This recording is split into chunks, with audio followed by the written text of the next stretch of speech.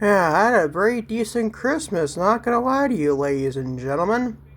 What is going on, everybody? Welcome to episode of Lucas E. Allen Productions on YouTube and all audio platforms. Lucas E. Allen Show, with your latest edition of LimitsCenter for your Friday, December 26th of 2025. For you anything, follow me on social media, Twitter, Instagram, TikTok, and Facebook, Lucas E. Allen. Watching today's podcast on YouTube, hit the like button on today's podcast. Hit the subscribe button if you've done so already. Turn bell for our post notifications and upload on YouTube. And always leave a comment at my Friday episode for your LimitsCenter for your Friday, December 26th of 2025. If you watch on Spotify, do the same thing. Leave a comment. And also a 5-star rating would be very nice as well. Now, seriously, it was a really decent Christmas to say. It wasn't the greatest Christmas of my life. Hell no, honestly. Was it decent? I would say it was decent to say at least, man. Hope you all had a great Christmas yourselves, obviously, like if you used it decent like I did. We're leaving on the comment section on YouTube. We thought you needed your Christmas to say at least. Let me know in the comment section. As always, let's get back to the wrestling topics for today. And let's go this weekend for World's End to say at least, man. Not going to discuss preview predictions today to say at least. Probably hopefully do a podcast tomorrow. Then we'll discuss preview predictions for World's End to say at least. For AEW, obviously. For today's podcast, there has been internal discussions where Joe Hendry will be called up to the WWE main roster. We'll be discussing that. Also, WWE consider increasing NXT Road schedule for 2025 and TV for 2026 for NXT. We'll be discussing that. Also, Jacy Jayne, the lovely Jacy Jayne, discusses the potential WWE main roster call-up. We'll be discussing that. Also, Backstage WWE update on unhappiness over Thea Hail and Blake Monroe's accidental botch on NXT a couple of weeks ago. Be discussing that. Also, an AEW star Danhausen expected to have interest from WWE when his AEW deal expires. Don't know why, honestly. Like, what need guys like Danhausen for in WWE, man? Like why, bro? Well, he's gonna tag team with R-Truth. Really? Do you really care to see that? I don't, to say the least. We discussing that. Also, Tony Khan, excited for AEW's future at TNT and TBS. We discussing that. He also discussing Tony Khan again. Explains free agency status strategy for 2025 or in 2025 this whole year. We discussing that. And also one thing this day in wrestling history. As always, thank you for watching. Lucas E. Allen Productions. Maybe as always going to say so Friday podcast for your Friday, December 26, 2025 latest episode of LimitsCenter to say the least. Starting with, you guessed it, there has been internal discussions for Joe Hendry to be called up to the WWE main roster. This man just recently signed at NXT, and he's already even sniffed a NXT championship even close yet. If you barely had the coffee in NXT yet. We'll discuss this right now, though. WWE is reportedly preparing for adding fresh talent to the SmackDown roster as the show transitions to a 3-hour format in January of next month, obviously. Good fucking God, obviously. Not really. According to a new report, NXT star Joe Hendry is a leading candidate for a permanent call-up to the Blue brand. WrestleVotes Radio on Fightful Select reports that internal discussions have taken place regarding Hendry moving up to the main roster full-time. The report notes that USA Network has been keen on getting Hendry for SmackDown. Hendry's potential move comes as a little surprise, given his contract status. Sean Ross Sapp of Fightful Select previously reported that when Hendry officially signed with WWE, he was already placed on a main roster level deal, which I do believe that to say the least. Why the fuck would this man? He just basically debuted full time for NXT. You haven't even sniffed the championship yet. He knew that his coffee in general in NXT. It's kind of a joke, but still. And you're already going to call him up to SmackDown. Granted, SmackDown can use a guy like Joe Hendry. Absolutely, they can use a guy like Joe Hendry. But my God, man, can you at least get this man to breathe first in the NXT scene, to say the least? Like, you're going to call him up alright to do what, bro? To do what? What is he going to do? He can do him, but basically in NXT for right now. I want to have this man stay on NXT, though. Have him stay on NXT, develop a better in-ring ability. He's a decent wrestler. He's always a better character, obviously. But still.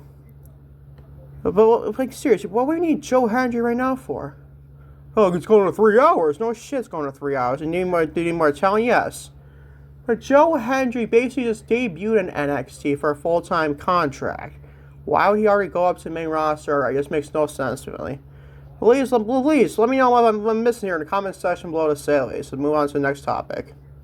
As it's just about starting snowing in Syracuse, New York. Oh, motherfucking joy. It's late. It's going to be a big-time snowstorm today in Syracuse. I'm not joking, ladies and gentlemen. On to the rest of the show, though, shall we be? WWE considering increasing the NXT road schedule for TV in 2026. NXT could be stepping up to the travel schedule significantly in the new year. According to a new report from WrestleVotes Radio and Fightful Select, WWE is considering increasing the number of NXT television episodes filmed on the road in 2026.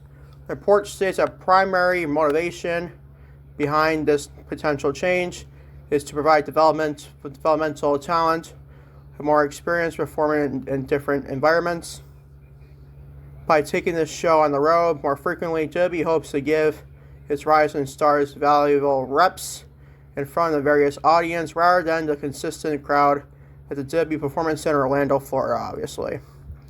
CW Network is fully on board, in quotes, with the plan. The network believes that the torn show would be beneficial for a broadcast product. Despite the potential increase in the road shows, there is no current plans to completely abandon the WWE Performance Center as a filming schedule. Genre Slap of Fightful Select confirmed that the Performance Center will likely remain the primary home base for the brand even if touring dates increase, end quote. Now, I don't mind this idea at all. I don't mind that whatsoever. My question is, well, what happens if they're gonna do it even more so, let's just say maybe not just once a month, say like twice a month, maybe every other week, they flip some the school going on the road, maybe then going then to a performance ceremony and stuff like that. That could be very interesting if you ask me. So what do you find with that though to say at least? I'll keep you updating this podcast going forward if you ask me to say at least. Moving on to the lovely Jacy Jayne, the NXT Women's Champion, discusses potential WWE main roster call-up.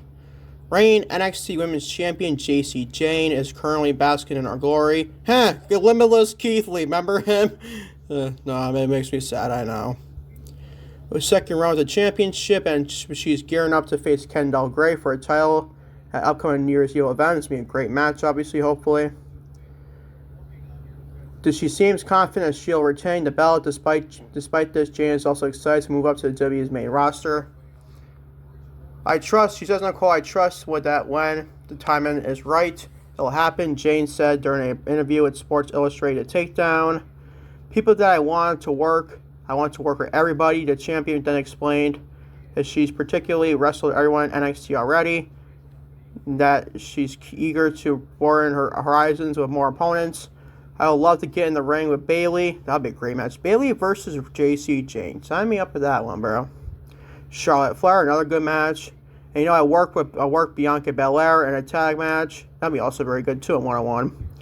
I'd love to work with her in a singles match. I think me and Liv Morgan would have a very good match. That'd be also good. Jacy Jayne and Liv Morgan. That'd be freaking good if you ask me.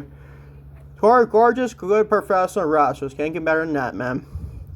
I think we have very similar styles. That's also versus Jayne then expressed she wants to take the main roster by storm once she gets up there.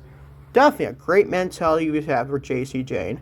And I also agree with her the comparison styles to Liv Morgan to say, at least her and Jacy Jayne. No one ever gave Liv Morgan a shot in NXT. No one even cared about Liv Morgan in NXT. Even the main roster for doing the Riot Squad. Kind of like the same thing with Toxic Attraction, but with Jacy Jayne. And I just feel like they have very similar wrestling abilities, technical abilities to say at least. That's just me. What do I say about that?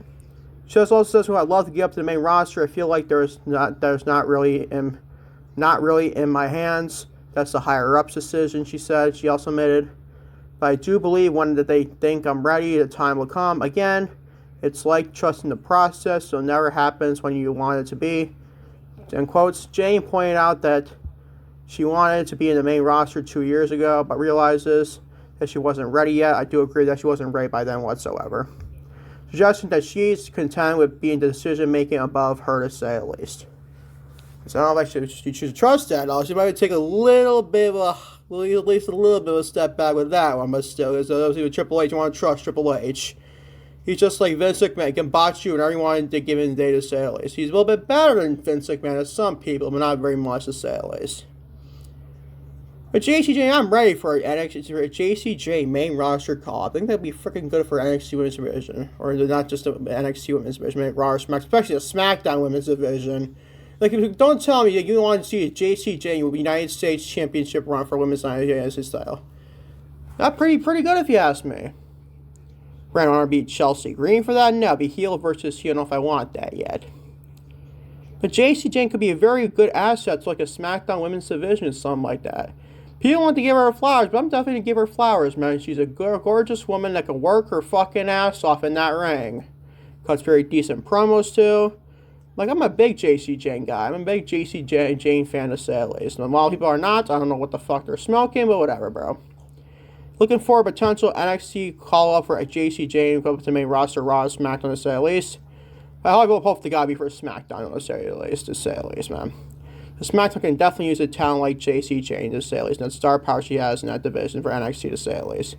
Let me know in the comment section what you think of that, to say the least, though. Moving on to Backstage WWE update on unhappiness over Thea Hail and Blake Monroe's accidental botch on NXT a couple weeks ago for the NXT Women's North American Championship. Thea Hail's unplanned NXT Women's North American Championship win from Blake Monroe has caused some unhappiness behind the scenes in the developmental brand, as per reports.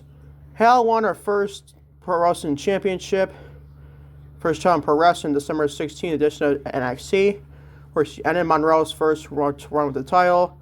Monroe was originally supposed to win that match, as per backstage rumors, but the referee counted to 3 and crowned Hail as new champion. Now Fightful Select has reported that Monroe and those in charge of her creative was reportedly not pleased with how things turned out, and claimed that she was injured and was injured before the count.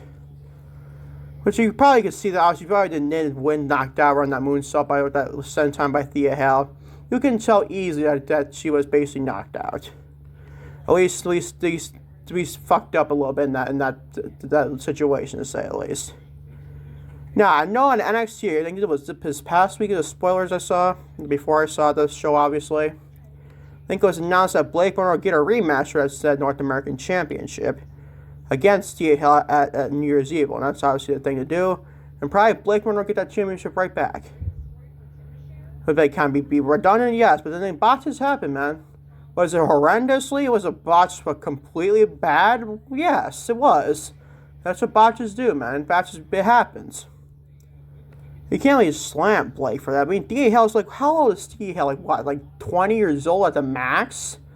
Like, I don't know how old she is, but she's very young. So she's basically been working with basically kind of a veteran in this business in Blake Monroe, obviously, the former Mariah May, obviously.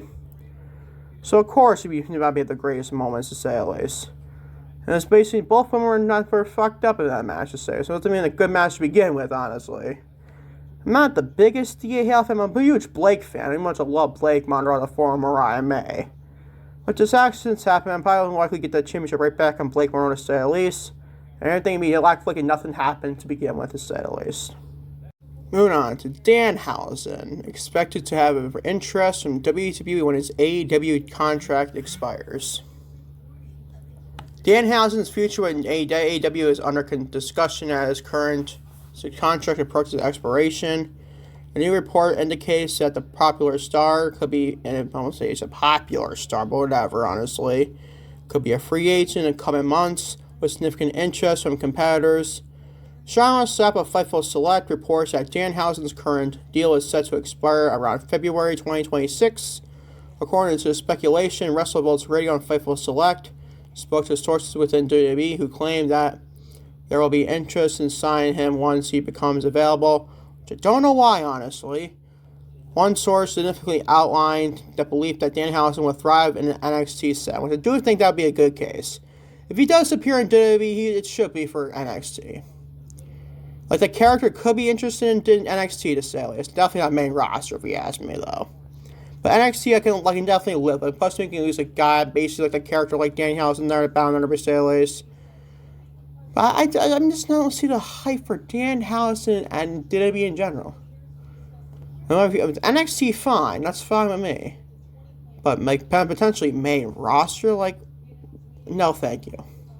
He can stay in NXT for as long as he wants, honestly. I mean, he's not bad per se, but is he a cup of tea? No. And the character he has, no. But that was basically for NXT's the thing to say at least. NXT likes to do that, those type of characters to say at least. So I might not though to say at least in all honesty. Moving on to Tony Khan, excited for AEW's future in TNT and TBS.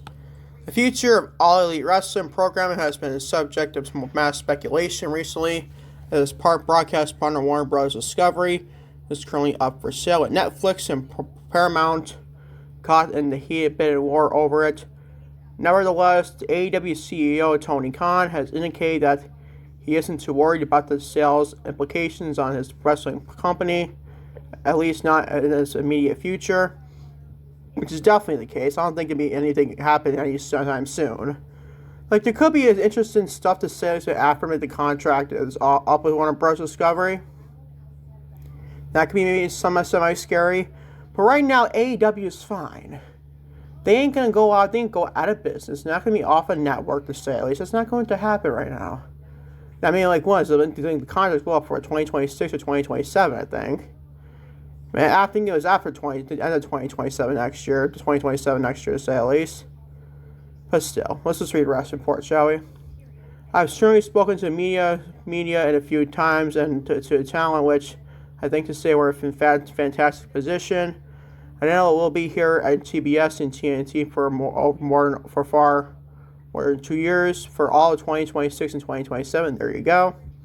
We know we'll be on TBS and TNT for television as well as streaming on HBO Max. Concept on the AEW World's End media call.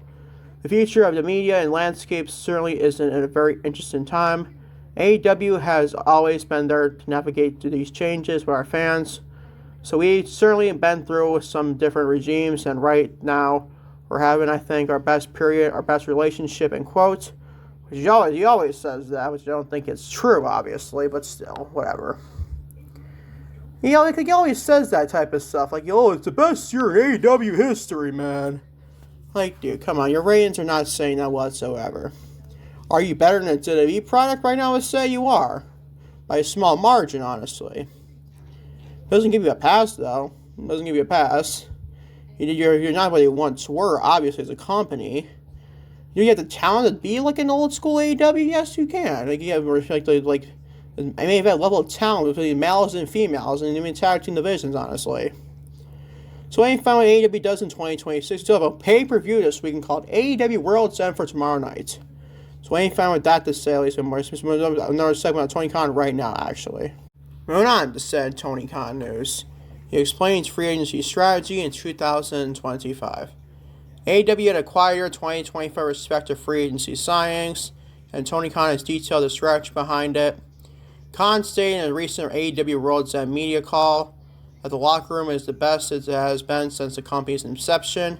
He says in a quote, "I think that we have a really tremendous locker room right now, and I'm very, very happy right now with the group we have in AEW.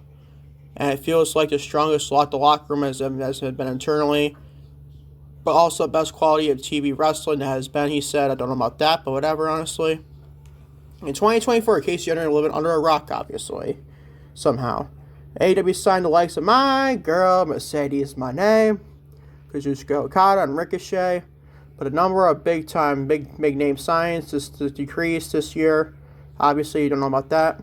The AEW CEO explained that he chose to add stars who would be complements to the existing roster, which is definitely wise if you ask me. In the past years in AEW, you just signed no Joe Schmoes off the streets, it feels like, honestly.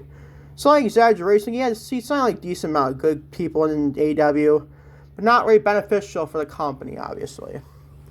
I thought that this year it wasn't about trying to make big swings and bring it all. It was about trying to turn over. We didn't change all of the free agents. It was about bringing in people who have been complimenting of what we do and who we have been addictive to AEW.